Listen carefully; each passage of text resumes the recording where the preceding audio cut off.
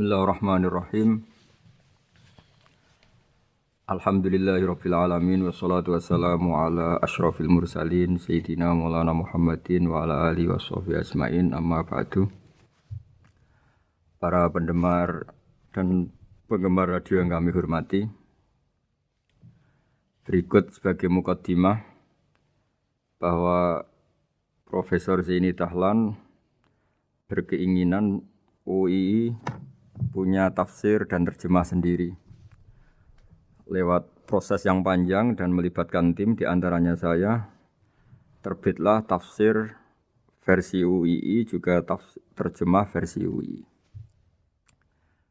Di antara ciri khas terjemahan UII adalah bahwa bahasa Arab yang tentu mengandung kesusastraan Arab, balaghah, kemudian ditransfer untuk pembaca Indonesia, sehingga di antara ciri khas terjemahan UI adalah dengan rasa Indonesia dan tentu tidak merubah makna.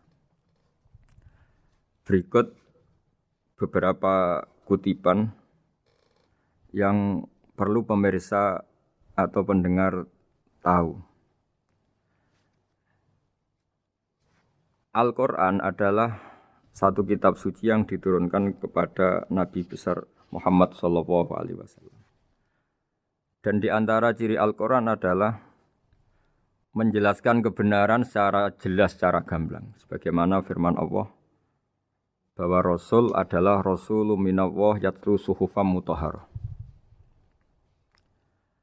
Rasulullah diutus oleh Allah SWT ketika penduduk Makkah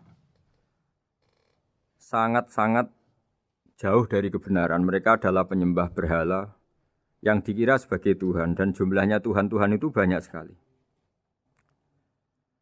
Suatu saat Rasulullah mendakwahkan bahwa Tuhan itu satu dan harus satu.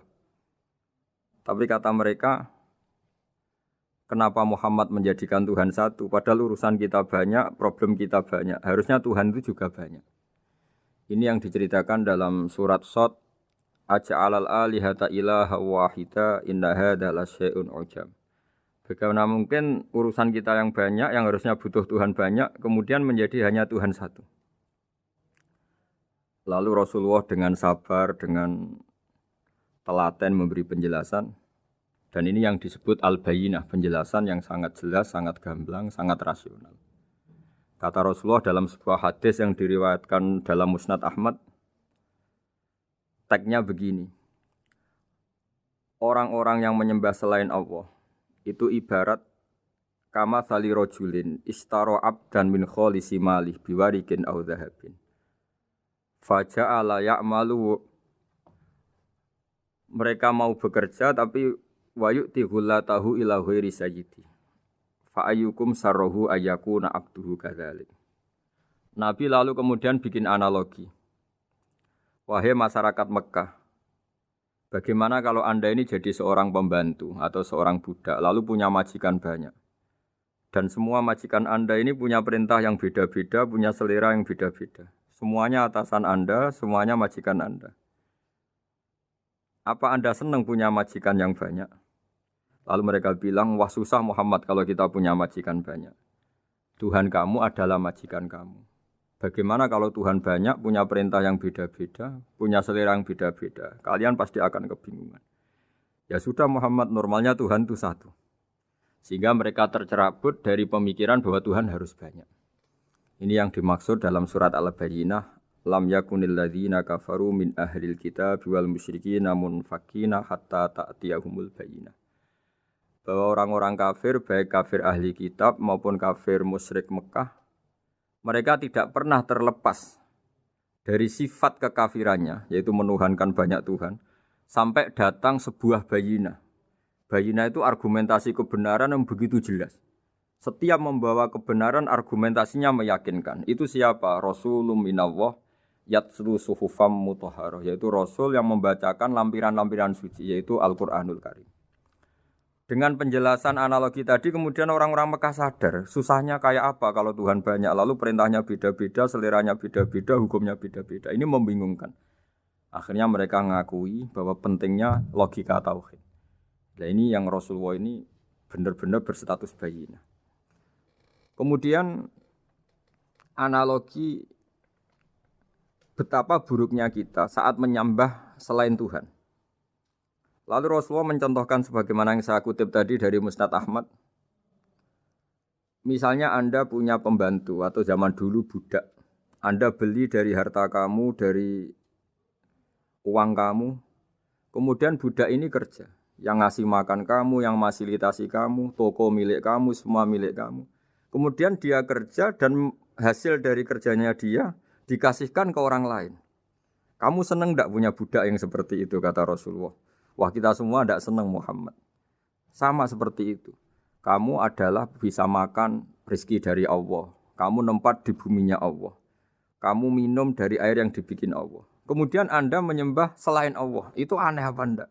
Menyembah zat yang tidak memberi rezeki kamu, yang tidak bikin bumi untuk kamu, yang tidak bikin langit untuk kamu, yang tidak bikin fasilitas air untuk kamu. Aneh enggak? Semenjak itu mereka berpikir betapa buruknya mereka menyembah berhala, menyembah arca, menyembah Yesus, menyembah macam-macam. Nah ini yang disebut Rasulullah adalah orang yang benar-benar bayinah. Ketika melontarkan kebenaran, benar-benar jelas sehingga diterima secara akal yang sehat. Karena semua akal yang sehat akan menerima agama ini disebut fitratallahi allati fatarana 'alaiha. Bahwa agama ini agama fitrah. Orang yang normal, yang cara berpikir normal pasti menerima agama ini. Nah, UII dengan terjemahan ini dan dengan tafsir ini ingin memberi penjelasan simbol-simbol yang ada di beberapa surat. Di antara lagi yang di bab muamalat. Betapa Rasulullah itu punya logika yang benar-benar mudah diterima. Dulu orang Arab dalam bab muamalat jual beli biasa menjual kurma masih kecil, masih belum jelas jadi kurma yang baik apa enggak. Kalau istilah orang Jawa masih pentil ini. Kalau bahasa Arab qobla buduwi solahiha. Calon buahnya itu belum pasti jadi buah. Kemudian masih bunga, masih apa sudah dijual. Dengan transaksi asumsi harga andekan sudah jadi kurma. Kalau dalam Jawa mungkin jual mangga sebelum tua, masih pentil, masih kecil. Lalu kata Rasulullah, kamu jangan melakukan itu. Kenapa ya Rasulullah, padahal kita butuh uang? Kata Nabi, Ara'aitum in mana Allahu as-samra, fabima yastakhillu ahadukum mala akhi. Bagaimana kalau buah-buah yang masih kecil itu kemudian berguguran karena satu musim atau karena apa? Lalu kamu mendapat uang itu atas nama apa?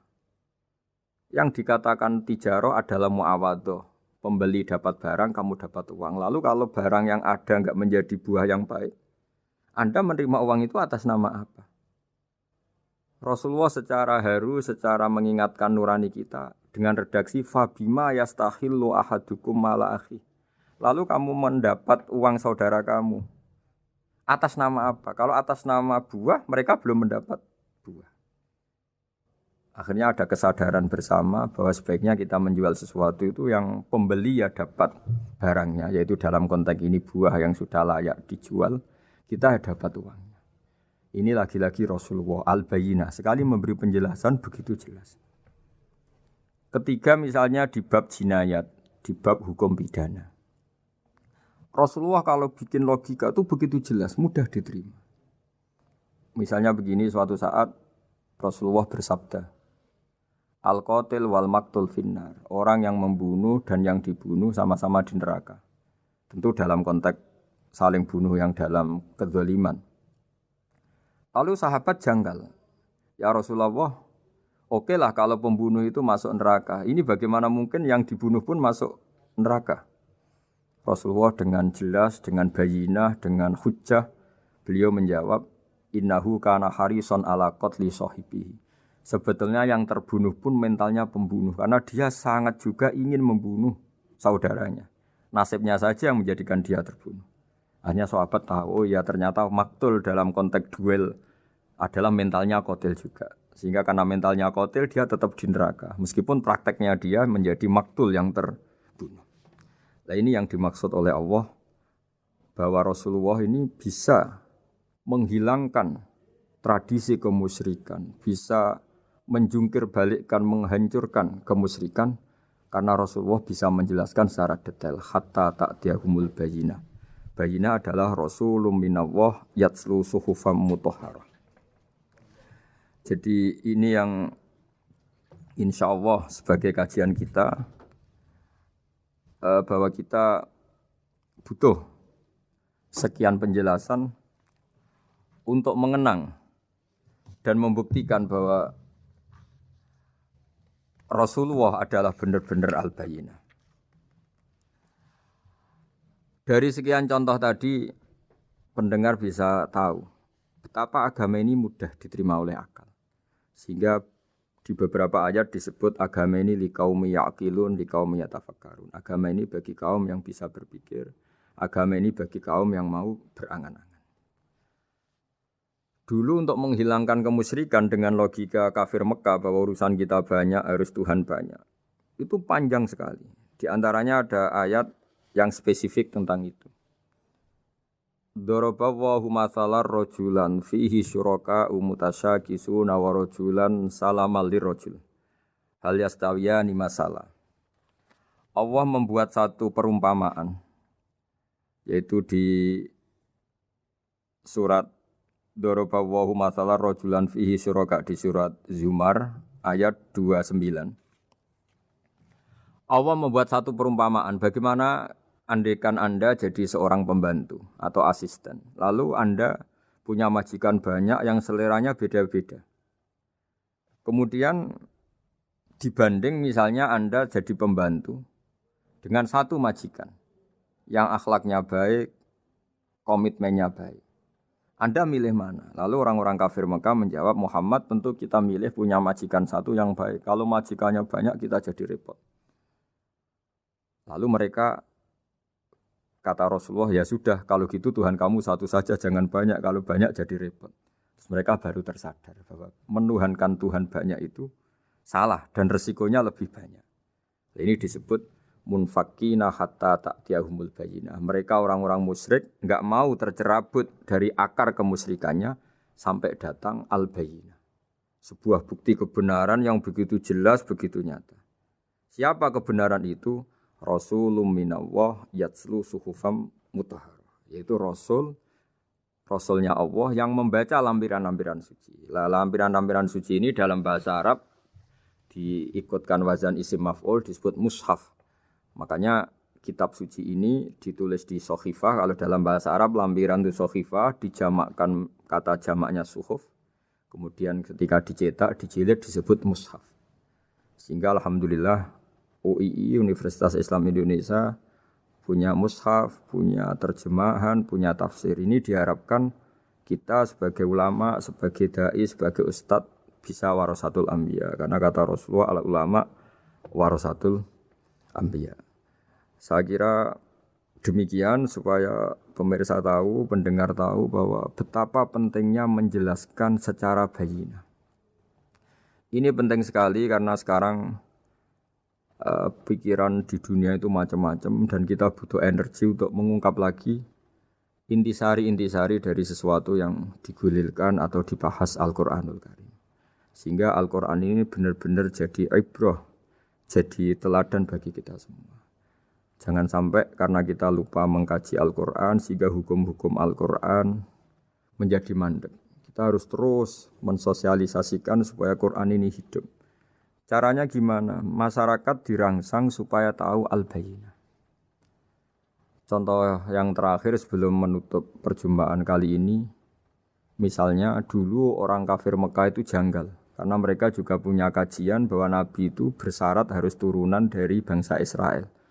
Karena semua Nabi itu pasti turunan Nabi Ibrahim. Yaitu Nabi Ibrahim punya anak yang bernama Ishak. Ishak punya anak yang bernama Yakub. Yakub ini yang nanti punya anak Yusuf, sehingga Yusuf bin Yakub bin Ishak bin Ibrahim.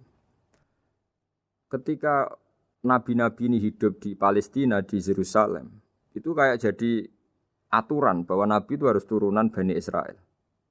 Sehingga ketika orang-orang kafir Mekah dari kelompok ahli kitab, ketika Rasulullah Muhammad mendakwahkan diri sebagai nabi, mereka janggal bagaimana mungkin nabi dari orang Arab. Nabi itu harusnya orang Yerusalem atau orang Palestina. Kemudian Allah memberi penjelasan fihi ayatum bayyinatum maqamu Ibrahim, bahwa Muhammad adalah turunan Ibrahim. Bukti nyata adalah di Mekah ada jejak kakinya Nabi Ibrahim, yaitu yang sekarang kita sebut maqam Ibrahim.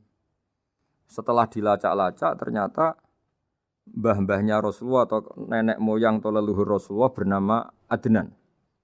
Adnan ini kata sejarah-sejarah disepakati wa Adnanu bila raibin intadzawil ulumin nasabiyah ila dzabihi Ismaila nisbatuhu wa muntama. Bahwa Adnan ini tertulis secara sejarah lengkap bahwa dia turunan dari Nabi Ismail. Ismail adalah anak dari Nabi Ibrahim. Kemudian makom Ibrahim ini juga dibuktikan sekian sejarah bahwa Ibrahim pernah di situ. Yaitu ketika Hajar, ibu dari Ismail, kesulitan nyari air, lalu lalang lari antara Safa dan Marwah, kemudian kita kenang sekarang bernama Sa'i. Kemudian dekat Ka'bah ada namanya Hijir Ismail, karena dulu jadi kamarnya Nabi Ismail. Hijir, hujrah itu kamar atau ruang khusus untuk Nabi Ismail. Sehingga jelas sekali bahwa Ibrahim, Ismail, Hajar pernah hidup di Mekah. Lalu lagi-lagi orang kafir Mekah yang dari kelompok ahli kitab sadar bahwa Muhammad jadi nabi layak karena dia juga turunan dari Ibrahim alaihis salam. Ini yang disebut fi ayatum bayyinatum maqamu Ibrahim, bahwa di kawasan Mekah, kawasan Bakkah atau kawasan Hijaz jelas sekali ada jejak-jejak Nabi Ibrahim. Lagi-lagi ini bayyinah. Nah, bayyinah ini yang bisa menghilangkan sifat kemusyrikan, sifat kekufuran, karena lewat penjelasan yang panjang ini kemudian benar-benar diketahui bahwa Muhammad jadi nabi itu sah. Karena dari segi dakwahnya benar, perilakunya benar, hujahnya benar. Sekarang dari segi nasab juga benar karena beliau termasuk keturunan dari Nabi Ibrahim alaihissalam lewat jalur Ismail. Ini penting kita ketahui dan perlu kita kaji supaya istilah-istilah di Al-Quran kita tahu. Makanya banyak istilah di Al-Quran misalnya wattaba'tu millata abai. Kita ngikuti agama leluhur kami. Di situ disebut ada Ibrahim, ada Ishak, ada Ismail, ada Yakub. Kenapa demikian pendengar? Bahwa karena agama ini butuh tradisi. Dan tradisi ini menjadi komunitas sosial. Sehingga ketika tradisi ini sudah mantap, insya Allah lewat kebenaran agama ini akan menyingkirkan kemusyrikan. Contoh paling mudah begini, Nabi itu melarang orang menyembah batu. Tapi kemudian dalam tradisi Islam sendiri ada orang sholat kemudian sujud. Yang secara zahir sujud itu mencium batu atau mencium masjid tempat kita sujud. Apalagi kita mencium Hajar Aswad. Secara kasat mata seakan-akan kita ini menghormati betul Hajar Aswad. Sehingga orang kafir mencibir. Muhammad itu aneh. Dia melarang kita menyembah batu tapi dia sendiri mencium Hajar Aswad seperti itu. Dia sendiri menyembah batu. Orang kalau sujud seakan-akan seperti itu. Tapi lewat penjelasan Nabi bahwa kita sujud hanya kepada Allah. Kita kalau sujud baca sajadah wajhililladzi khalaqahu wa sawwarahu wa syaqqa sam'ahu wa basarahu bihaulihi wa quwwati fatabaraka ahsanul khaliqin. Wajah kami sujud kepada Zat yang menciptakan wajah kami, yang mengasihi kita pendengaran, yang mengasihi kita pandangan. Hanya Allah saja yang ahsanul khaliqin, hanya Allah saja Zat yang paling baik dalam penciptaan. Ini penting sekali saya katakan bahwa sehingga sujud kita yang seperti itu adalah simbol tawadhu. Tidak ada kaitannya dengan kita ini menyembah batu. Sehingga kita tradisikan ke anak-anak saat sujud baca subhana rabbiyal a'la wa bihamdi. Kita ajarkan mereka bahwa semua selain Allah adalah ciptaan Allah. Jadi andai kan enggak ada tradisi tauhid yang dijelaskan begitu detail. Saat kita haji bilang labbaik Allahumma labbaik, labbaik la syarika lak labbaik. Innal hamda wan ni'mata laka wal mulka la syarika lak. Ya. Setiap kita haji mengitari Hajar Aswad kita bilang nikmat semua dari Allah. Enggak ada syarik bagi Allah, enggak ada mitra bagi Allah, enggak ada sekutu bagi Allah. Sehingga karena ini kita maklumatkan, kita kumandangkan. Meskipun umat Islam itu mencium Ka'bah, mencium Hajar Aswad, enggak akan disalahfahami ini bentuk penuhanan kepada Hajar Aswad atau kepada Ka'bah. Karena kita ungkapkan innal hamda wan ni'mata laka wal mulka la syarika lak. Enggak ada syirik, enggak ada mitra bagi Allah. Sehingga dari sekian talbiyahnya Rasulullah kita tahu ini bentuk pemaklumatan tauhid. Bahwa tauhid harus dikumandangkan lewat kalimat-kalimat thayyibah, lewat pemikiran-pemikiran logika hujjah bahwa Tuhan pasti satu dan yang jadi Tuhan hanya Allah Subhanahu wa taala. Karena andekan ini tidak dikumandangkan, kemudian ada ritual yang secara lahir kasat mata nyimu hajar aswad. Nanti seperti tuduhannya orang kafir bahwa Islam itu aneh melarang menyembah batu, tapi nyatanya ada ritual mencium batu. Sebab itu tidak menjadi aneh ketika Imam Bukhari termasuk rawi besar, termasuk hadis sahih yang meriwayatkan Sayyidina Umar atau Umar radhiyallahu anhu. Itu setiap mencium hajar aswad beliau berkomentar, saya tahu betul kamu hanya batu. La tadurru wa la tanfa. Tidak memberi madarat, tidak memberi manfaat. Kalau saja saya tidak melihat Rasulullah mencium kamu, maka saya tidak mau mencium kamu. Dulu di era itu ada momentumnya. Kenapa sih Umar radhiyallahu anhu atau sahabat Umar susah-susah memberi penjelasan seperti itu? Karena dulu masih ada salah paham bahwa mencium batu itu identik dengan misalnya menuhankan batu atau mendewa-dewakan batu. Sehingga Umar berutuh memberi penjelasan. Sayyidina Umar memberi begitu penjelasan detail bahwa kamu hanya batu yang tidak mandoroti, tidak manfaat. Tapi secara tradisi sunnah Rasul kamu dicium, ya saya ikut.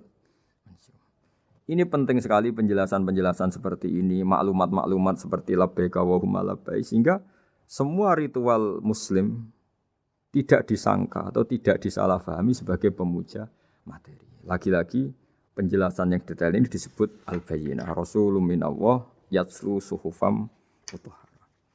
Kemudian ayat berikutnya disebut fiha kutubun qayyimah, bahwa dalam kitab suci Al-Qur'an itu banyak aturan-aturan atau catatan-catatan yang begitu lurus, begitu benar.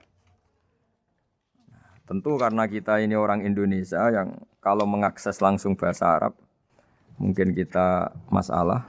Sehingga alhamdulillah Universitas Islam Indonesia menerbitkan seri terjemah juga seri tafsir, dan sekarang dibantu lewat acara ini kita berusaha atau membantu para pendengar untuk lebih memahami lebih jauh. Saya kira demikian. Mohon maaf kalau ada kesalahan. Assalamualaikum warahmatullahi wabarakatuh.